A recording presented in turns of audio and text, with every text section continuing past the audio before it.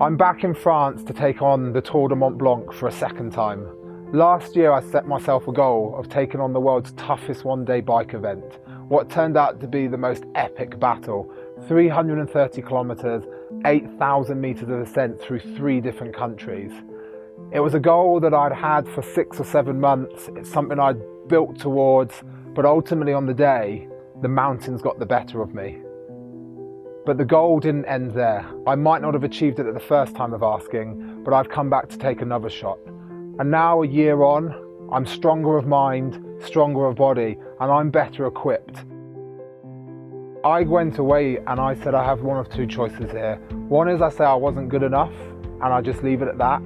Or 2 is I say I wasn't good enough at that moment in time and I recommit to coming back and giving this another shot. And I'm coming back stronger, I'm coming back better, and I am going to finish the ride this time.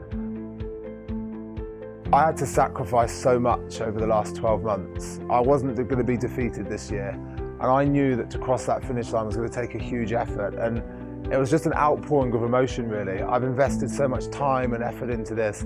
I was of the belief that if you give your absolute everything in a challenge or in a goal and you lay it all on the line and you don't achieve what you set out to do, then that's not a failure.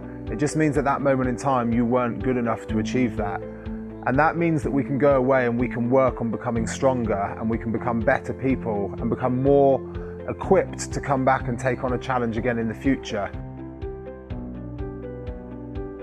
As with any big goal, you need to break it down into smaller sections, and that's exactly what I've been doing in my mind over the past week, the past month, the past year.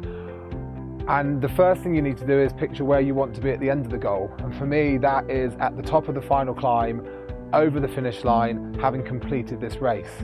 And now I have to break it back from there and to break it down into smaller sections that are more manageable for your mind, because sometimes when you look at a huge challenge, a huge goal, it's hard to picture yourself at the end of it straight away.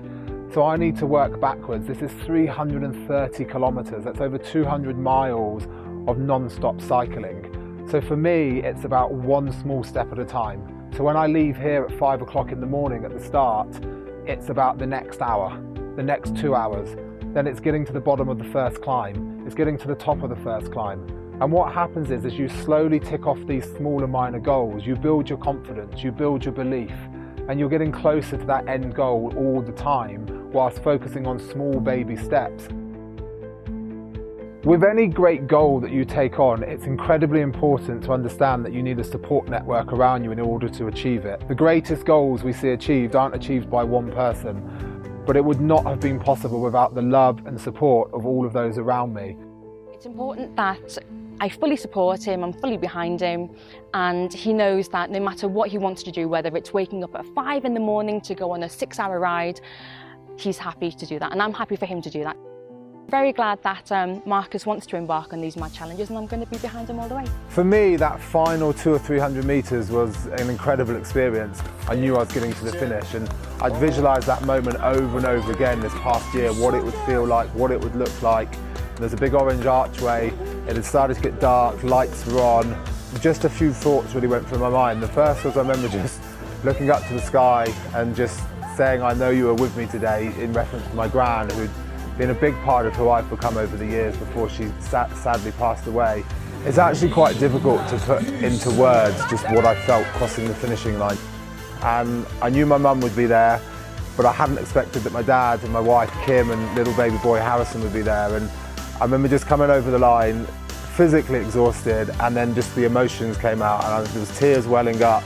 It was incredible to have my family there because they've been a big part of this. This hasn't just been about me. Yes, ultimately I was the one who got on the bike and did this crazy challenge, but none of that would have been possible without all of their love and support along the way.